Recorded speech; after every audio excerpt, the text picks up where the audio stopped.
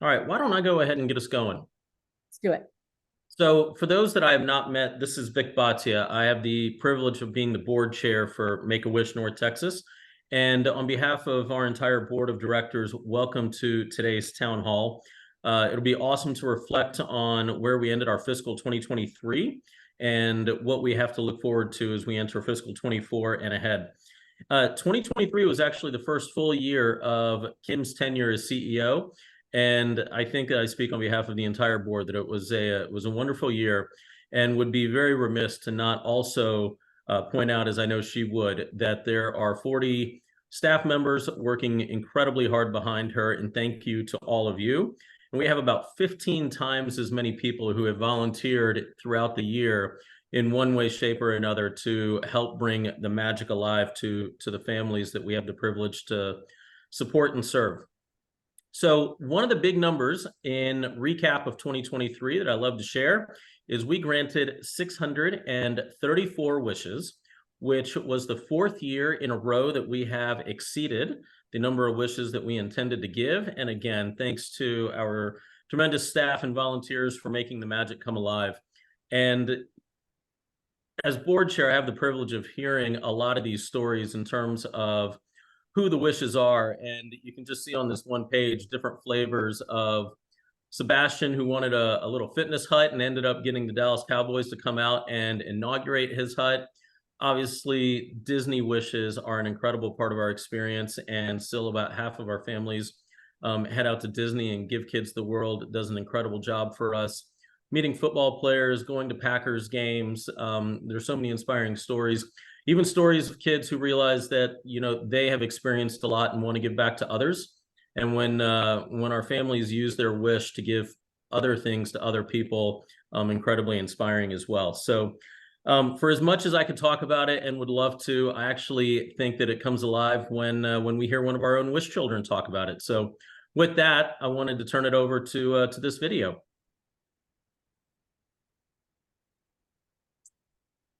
All right. Okay. All right. Hey, Talitha and Harper. I'm so excited that we get to be here with you two today and really just sort of learn from you and learn from your story. So, you know, I know the group that's with us today is just excited to just kind of really understand a lot about your wish experience and what the wish has meant to you. But before we get to that, if you wouldn't mind, can you just share the beginning? Like, how did this even happen? Like, how did we even get to a point where you were getting a wish? So when I was born with a heart condition, hypoplastic right heart syndrome. It's a mouthful, which meant that I was born with one chamber of my heart missing, which was gone. So I had to undergo 3 open heart surgeries to get it all fixed and back to mainly normal. And I still have to take medicine for it and get my blood drawn. I still go to the doctor all the time, but we're in a good place. We're very, very grateful. Well, Mom, what was that like for you in that time? Really scary. We found out before she was born, at 16 weeks, when we were going to find out boy or girl. The technician called the doctor over, and she, you know, looked white sheet face. I mean, the whole thing. She left the room, and we knew that we were in for quite the journey. But she has proven time and time again how strong she is, how courageous she is. She's on oxygen for a good long time after her second surgery. So chasing a 2-year-old with an oxygen tank is quite a handful, but it's obviously all worth it. She is healthy and happy and thriving. So I couldn't be happier or prouder. Okay. And so what was it that drew you to wanting this kind of craft house? Like I said, I had been recently watching lots of things about tiny homes on HGTV, and I had started drafting some of my own designs for playhouses or things for dog houses, since I have 2 dogs. And I had been designing stuff, and I liked making stuff. I liked moving my hands and coloring stuff. And so I decided that this would be something that would be beneficial and I would really, really like. So I'm curious, Talbot, tell us a bit about like when she found out she was going to get this wish and then she got to co-create so much of it along with the team. What did you see happen within her? Did it impact her along the way? Well, from the minute we found out that her wish was being granted, it was, of course, waves of joy just washing over her, super excited. It really brings a lot of hope to families that have gone through a lot. When you see your kid, you know, not every day is a struggle, but there are really hard times to see her have such great news and such a cool experience to really look forward to. It was incredible. So Harper, just to sort of some closing thoughts here on what do you feel like, what has all this meant to you? What has this done for you and how do you feel about it? This has meant so much to me. I know that whenever I was born, my parents did not know that I would make it past like 2 or 3, and now I'm over 10 years old, and because of all of these things I've gone through, I have this, and it's so great that being a part of Make-A-Wish, I get to see other kids who are like me, who've gotten their wishes granted, and who are just as happy, if not happier, about it. And I love to see people, especially people like me, getting the things that they deserve. Well, go ahead. Sorry. Oh, I would say it's really, really so incredible because every person that we met along the way was just so thoughtful and so kind. And every person, every wish kid that we've met, every family that has been involved, it's really so inspiring and invigorating, joy. Like it brings you joy, it brings you hope. These wishes, I know they aren't, it's not snap your fingers and it's done. It's a whole lot of work and a whole lot of people coming together to make them happen. So we are so grateful and so thankful and can't tell you enough what this means to not only to Harper, but to Mom, having this being such a great fulfillment of her wildest dreams. Well, I am so grateful that Talitha and Harper chose to come to us and tell their story. You know, we didn't want to pull her out of school to do that. So we pre-recorded that just a little bit ago, but hopefully you were paying attention to the backdrop. She has this incredible playhouse that looks like, she calls it her little hobbit house. And as you heard them talk about, she got to co-create it with our team. You know, as this screen says, when a wish comes true, it creates strength, hope, and transformation. And Talitha and certainly Harper shared so many of those notes. And so our plan for today is really just to talk about where we're going in the future. And so I want you to know that I'm going to guide you through this today, and we've got the chat, so post your questions, and we want to make this most definitely a conversation. But no, as Vic said, there is an incredible team. Many of them are on with us here today, but I definitely want to point out my senior leadership team that you can see on the screen. Belinda Marshall, our Chief Financial Officer, Michael Scott Smith, our Chief Operating Officer, and certainly Murphy Sears, our Chief Development Officer, helped to co-create this as a senior leadership team to make sure that we're able to tell you not just where we've been, but also where we're going, and to be very sort of plain spoken about places where we need you and where you guys and gals can come and help. And so an important place to root us is a reminder of what is the vision of this organization, this great, powerful, transformative idea that started in 1980 is to grant the wish of every eligible child. That is so central really to the future of where we're going. And we'll talk more about that as we go through. And I want to also make sure you all are our closest supporters. You all are in this with us oftentimes every day, but making sure that we know we're rooted in our values of being child-focused, innovation, integrity, and certainly our community. And that is all of us together. And I know that so many of you know this plainly, but wishes are not just a nice thing. They're necessary. We recently had the great fortune to be able to sit down with Dr. Anup Patel, who with Nationwide Children's Hospital, who did one of the most significant research studies on the true impact of a wish. And so we're happy to share more on that. But just know there is demonstrable proof that wishes do work. And ultimately, what does it all mean? Well, it means lower hospital utilization. And it means that our kids, once they've had a wish, are 2.5 times less likely to have unplanned hospital visits, or 2 times less likely to have unplanned or in any ER visit. So that creates not only a beautiful place for children to be able to be more children, to be kids, but also less sort of invasive and trauma that comes along with any time that they are in the hospital, and actually quite significant cost savings along with that. And our work is 100% locally funded, y'all, 100% locally focused and funded. So we've got to really bear down and come together as a community to make sure that our growth aims for these kids are met. And as a little refresher, this is our chapter. So we are across what I'll call sort of the northern half of Texas. And it's important to know that we're serving kids in every area, and every local community is meaningful to ensure that we can band together and we can get these wishes granted. Specifically, right now, we have over 1,100 kids that are currently waiting. That's a lot. There's a whole bunch of reasons for that. COVID certainly didn't help.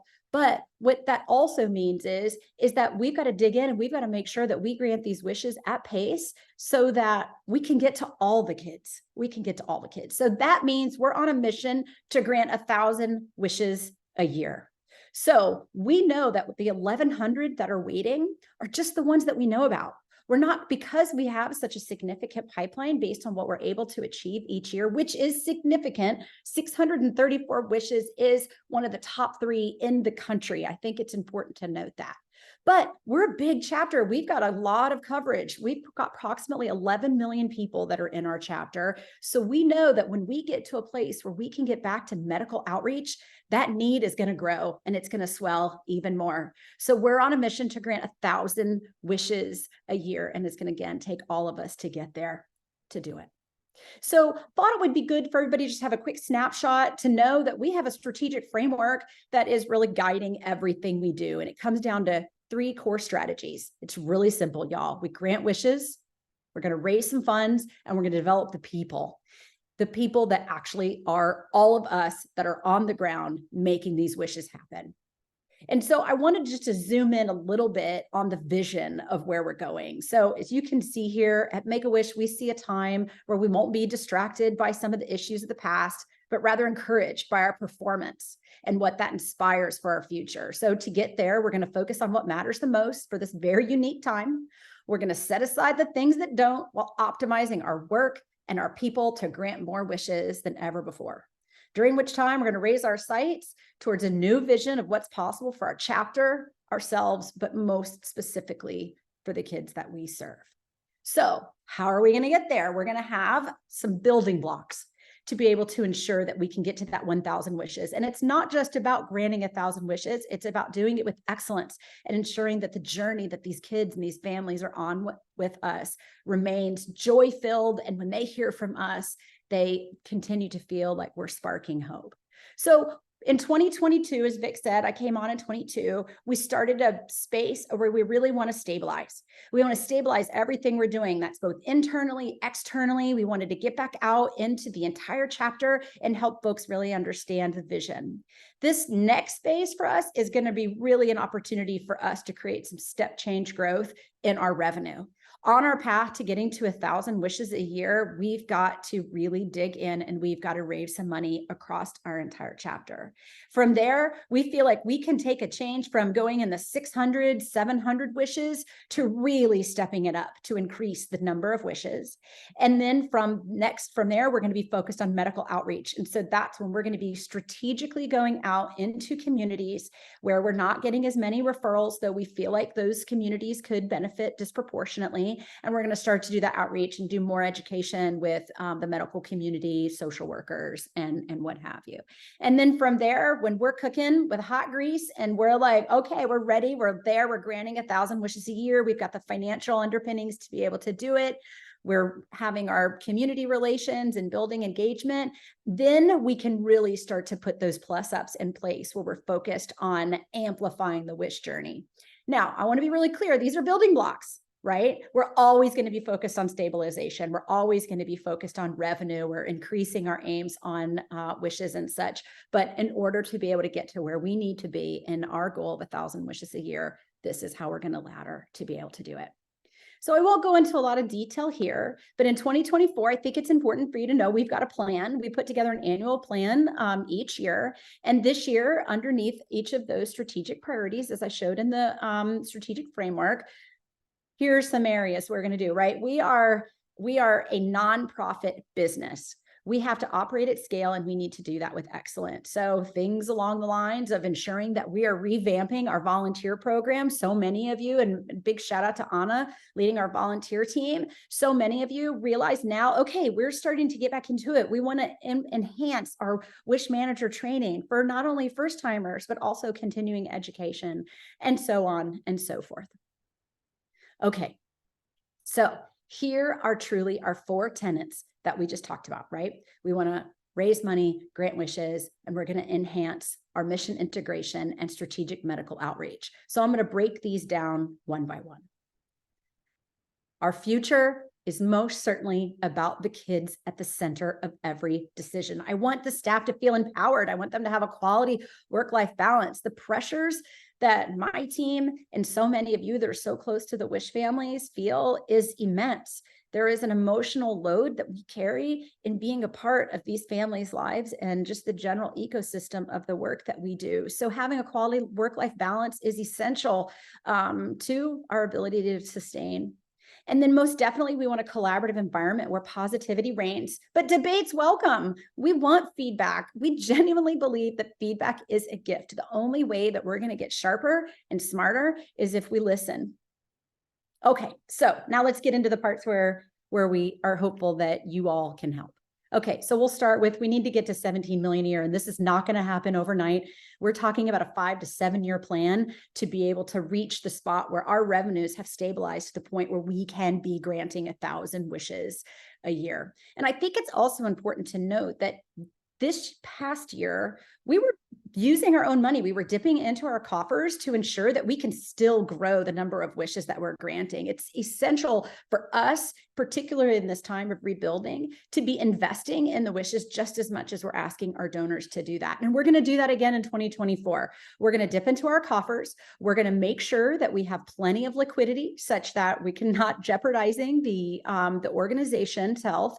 But at the same time, we've got to get a little bit uncomfortable and be willing to spend money that we have in the bank to be able to do our mission at hand on our path towards true growth for the benefit of all the kids. So currently, here's where we are. You can scan that. You can see where we're raising our money, but here's where we need to go. And I think if you look from city to city, community to community, you're going to see there is a significant amount of growth that we need to achieve. And again, we got this. We can do this. There's more than enough capacity across all 11 million people in our chapter to be able to ensure that these kids in these various communities are taken care of. But it's going to take a few years, and it's going to take a lot of hard work for us to be able to get there. Okay, so how can you help? All right, so what we're asking is when you want to say, well, what can I do? Make connections between people in your network with our staff. Just make connections. The more visibility that we have and the more that you can, number 2, advocate for our mission is really just going to grow. So many people don't know that we are a locally funded organization. They think that we're Make-A-Wish, so everything comes from some big national funding organization, and it actually doesn't. It comes from our community. And then third, I would ask that you evangelize that we're 100% local. We want to make sure that everybody knows. It's the very framework of how Make-A-Wish started in the early 80s. Okay, so second, Okay, grant 1,000 wishes a year. All right. So yes, we'll grant 1,000 wishes a year. We'll be able to invest in staff to ensure that we've got the ability to do that. We're going to, as I mentioned before, we're going to grow our volunteer community. But I think it's important to note that in addition to just the logistics that come along with 1,000 wishes, there's a lot of other stuff. Okay. So medical community cultivation, that takes a lot of time. I don't know if you've, tried to get in to see some doctors, their schedule is very, very tight, right? But we're going to work on that and we're going to do what we can. Increase in challenging medical events during the wish. So, our very own Dr. Kendall Brown said once that to me, and I've heard him say it to others as well, Make-A-Wish transports more critically ill children on airplanes than anybody else. We truly put all that we can in ensuring the safety. So these kids who on their own devices with their own family might not have the know-how or the services or certainly be able to pay for what it takes to be able to take these really transformative trips. But with us, they know that they have confidence. Our team does an incredible job in making sure that every detail is accounted for. And first and foremost, that medical safety is the priority. But nonetheless, challenging medical events will be on the rise as well. Well, there'll be an increase in prescribed nursing care. If the child has prescribed nursing care, we match that on the trip. Obviously, we need to increase our fundraisers. There will be even more decentralized geographic support. So oftentimes I hear people say, oh, everything is coming out of headquarters. Well, we are going to really smooth that peanut butter across the entire chapter to ensure that we're getting the full benefit of the large geography that we serve. And then one other thing that we have to take into consideration, which I'm sure most of you are aware of in your own pocketbooks, is the inflation of wish costs over time is significant. We've seen a huge increase in a variety of different places over the course of the past year, 18 months, and we expect that that will just continue to happen over time. And then other costs arise as well. Okay, so with that, hopefully new knowledge in your mind, how can you help? Be a proponent for joining our volunteer program. Those of you who are currently our volunteers, I know you talk about it. I speak with so many of you, and I know many of you that are active volunteers are that because another volunteer brought you along. Bring more people along. Mention it to the barista at Starbucks. Tell everybody you can about it because we need to be able to grow that. And then we would also say seek out in-kind support opportunities.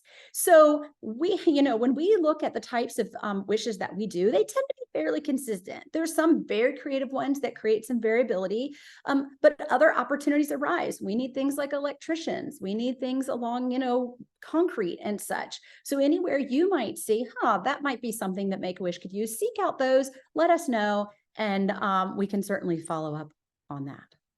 Okay. Enhanced mission integration. All right. I feel like this one is really where things start to get really fun too. So this is where we're looking at creating a path towards a vibrant wish journey every single time. So I'll just skip straight to how you can help on this. So we want that journey to be invigorating and vibrant. When we've got a pipeline of this size, we've got some kids that are going to have to wait for quite some time. So we want to make sure that they know that when we come, there's exciting things to happen and they stay engaged throughout the entire process. Number one, how can you help? Recruit corporate partners to get involved. We love wish send-off parties.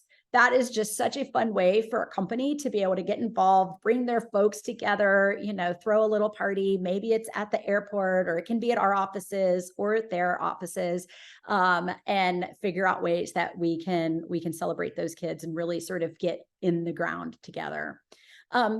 Again, consider leading wish celebrations and then seek out non-wish related in-kind enhancements. So what are some things that we can do to help those kids along the way? What are some of those enhancements that we could do? We've got an incredible stock of toys, but there's other things as well. Maybe there's, a restaurant that you like, and, we can do some things where we have, a gathering of wish kids to come together at a particular restaurant or that sort of a thing. And then here's the one that I'm just really, really excited about. Ask the alumni that you know to reach out to us. Since the beginning of our chapter in 1982, we have somewhere almost at we've granted almost 13,000 wishes. Those are 13,000, not even kids anymore, adults that are out there walking around that have their own wish story and have their own sort of feeling around the organization and what our mission means to them. And we want those stories. We want to know those folks. And so, as you've seen on some of these pages here, reach out to either Michael Scott Smith or Murphy Sears around how you can help get involved. Because truly, I just love this little girl so much. I just love this face and I love this unicorn together with all of us. Like, the best is yet to come.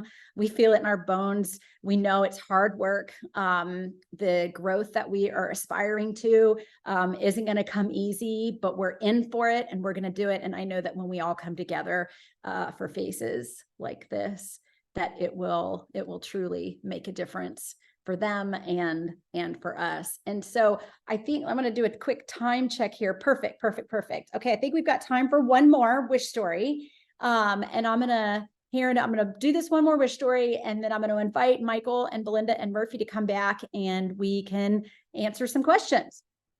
Okay, this young man is so special. So April of a year ago, so about a year and a half ago, a young man named Nino, unfortunately, 7 years old, was diagnosed with leukemia. Fast forward to March of just this past year, and Nino was hospitalized for a stroke. While he was hospitalized for his stroke, he formed a fungal infection behind his eye, and things were not looking good for Nino. So our team got the call for Nino as a rush wish. And here's Nino at the Rush Wish party in March of 2023. Sweet Nino. The team came together, led by Meredith and Hannah and some others, and threw him at just this beautiful birthday party in his hospital at Cook's in Fort Worth. Well, the family came together, and from what I understand from the team and from talking to Mom, Diana, it was just a really wonderful time for them to come together and celebrate him and have a birthday, but also have time for the family to be together and to some degree say goodbye. Well, something happened, and a few days go by. Few weeks go by, and we get a call that says that Nino is going to physical therapy and Nino is going home and Nino is starting to thrive. I can't say it was the wish, but I also can't say it wasn't fully the wish. We think that combined the wish with the incredible doctors that he has and nursing staff at Cook's, something special happened in Nino. And so his mom sent me this video about a week or so ago. I'd like to share it with all of you so you can see Nino now. I'll be the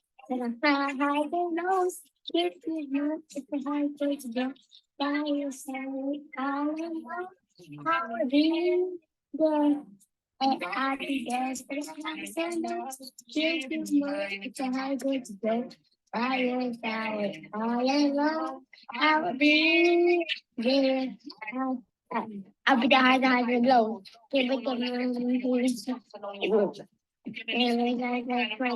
low. I'll be there. Well, we just love Nino so much, and his mom, Diana. I mean, just what an incredible story. Great people. And we're so excited to know that Nino is thriving and he's doing great. And we definitely hope that the wish has played, even if anything, just the smallest role in